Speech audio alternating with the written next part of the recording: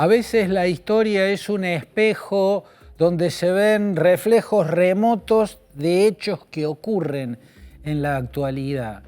A veces en la actualidad ocurren hechos que parecen un déjà vu de hechos ya ocurridos y que están allá quietos en el fondo de la historia.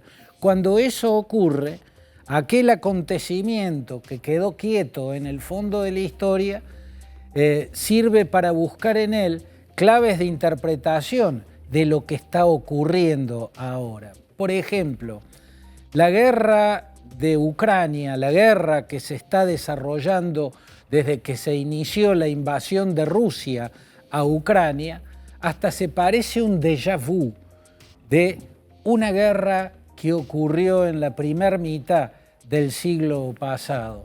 A veces, cuando veo lo que está ocurriendo en Ucrania, me parece ver hechos repetidos, casi calcados, de aquella guerra que estalló en 1939, cuando la Unión Soviética invadió a Finlandia.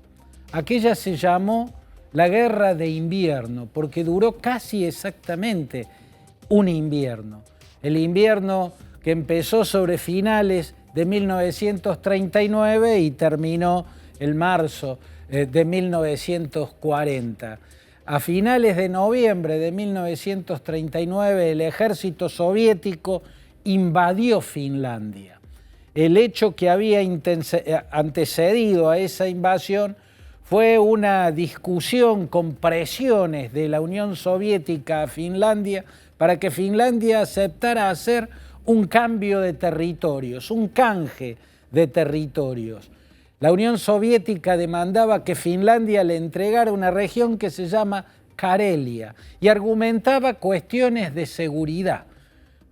Cerca de Karelia, a unos 32 o 35 kilómetros de esa región finlandesa, del otro lado de la frontera en la Unión Soviética, estaba la ciudad y está la ciudad de San Petersburgo, que por entonces se llamaba Leningrado. Finlandia rechazó las propuestas que le hacía por cuestiones de seguridad, repetía Moscú, la Unión Soviética.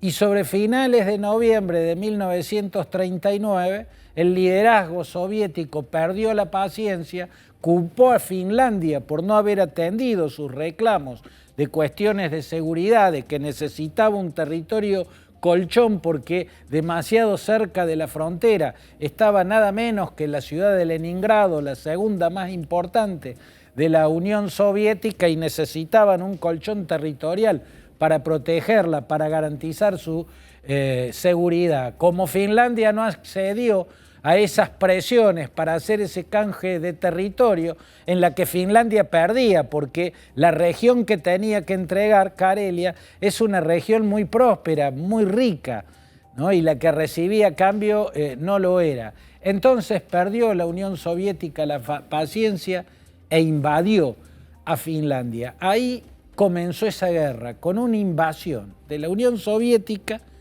cuya parte fundamental es Rusia, al vecino estado de Finlandia. Finlandia había sido parte del reino de Suecia y luego, a principios del siglo XIX, había sido ocupado y anexado al Imperio Ruso.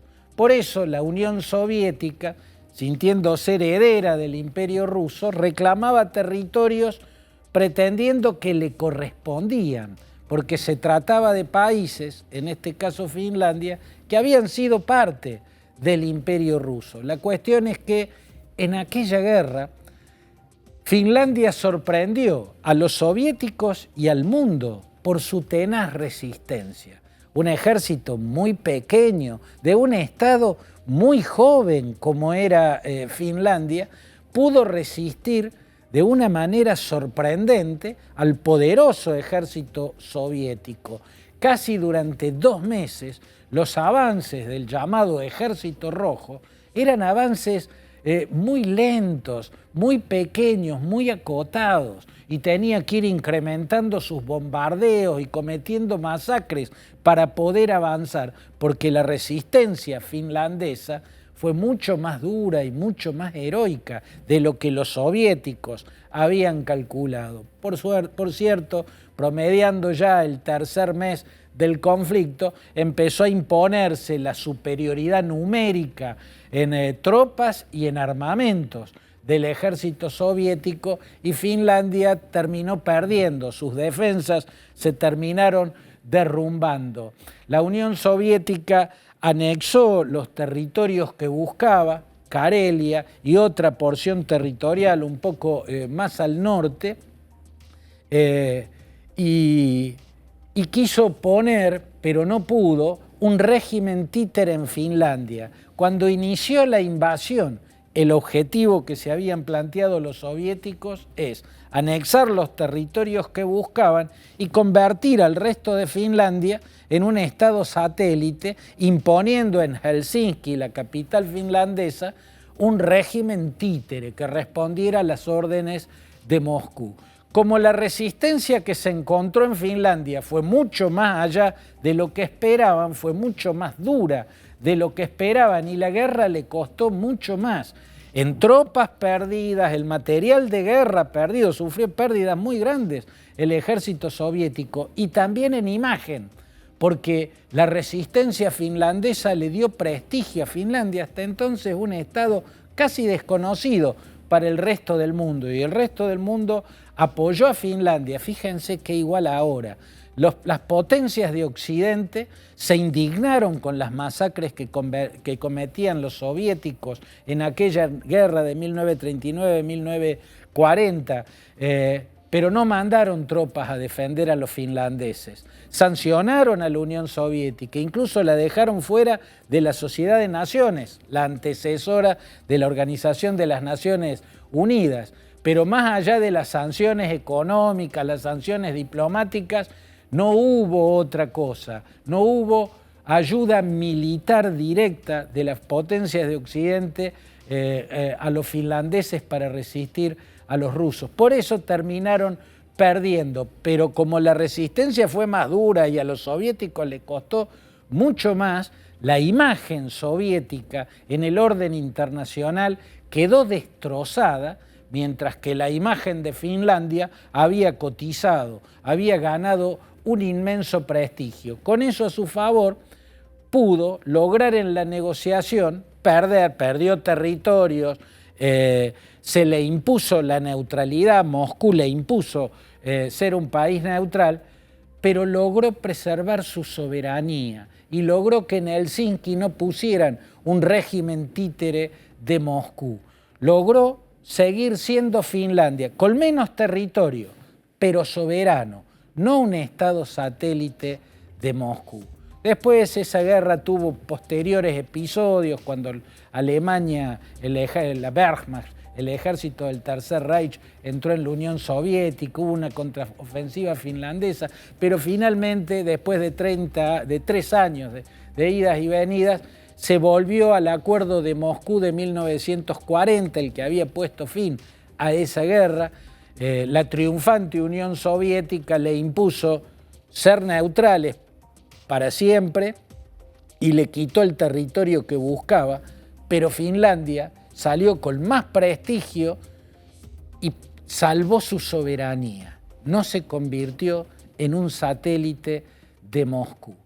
Cuando uno ve aquella guerra y ve lo que está ocurriendo en Ucrania, encuentra muchas similitudes. Los ucranianos también habían sido parte de otros imperios, incluido el imperio ruso, también era una nación, un estado sumamente joven que surgió plenamente independiente tras la disolución de la Unión Soviética. También los ucranianos venían siendo presionados por Rusia, que alegaba una cuestión de seguridad. En aquel entonces, un líder soviético que era un zar en la era comunista de Rusia, Joseph Stalin, ahora el presidente más parecido a un zar que ha tenido la Rusia postsoviética, Vladimir Putin. Los dos alegaron cuestiones de seguridad. Stalin a Finlandia por la seguridad de Leningrado, hoy llamada de nuevo San Petersburgo, y Vladimir Putin a Ucrania exigiéndole neutralidad, exigiéndole que renuncie a pertenecer a la OTAN por razones de seguridad para Rusia, la necesidad rusa de preservar su seguridad manteniendo alejada a la OTAN de sus fronteras. Y la guerra se da hasta ahora en términos similares. También el ejército ruso hoy encuentra en el país que invade una resistencia más dura, más aguerrida, hasta más feroz que la que esperaba. También empieza a correr el riesgo de empantanarse en un conflicto prolongado de baja intensidad con los costos económicos que eso tiene.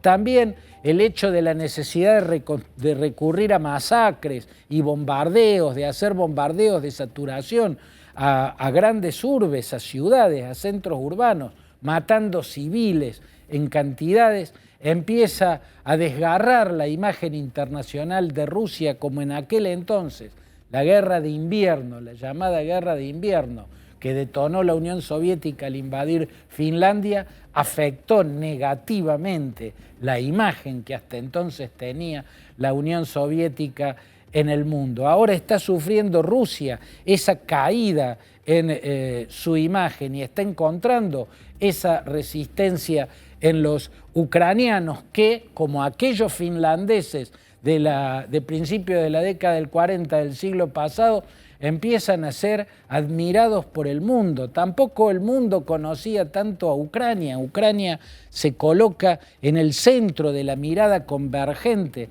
de la opinión pública mundial con esta resistencia heroica que le están haciendo a ese poderoso ejército invasor. Y a la hora de buscar claves en aquella guerra de la Unión Soviética a Finlandia para interpretar el qué puede ocurrir ahora, y yo me quedo con el hecho, o tomo el hecho de que aquella Finlandia perdió Karelia, perdió parte de su territorio, equivalía al 10 u 11% del territorio finlandés, y era una de las partes más ricas de ese país.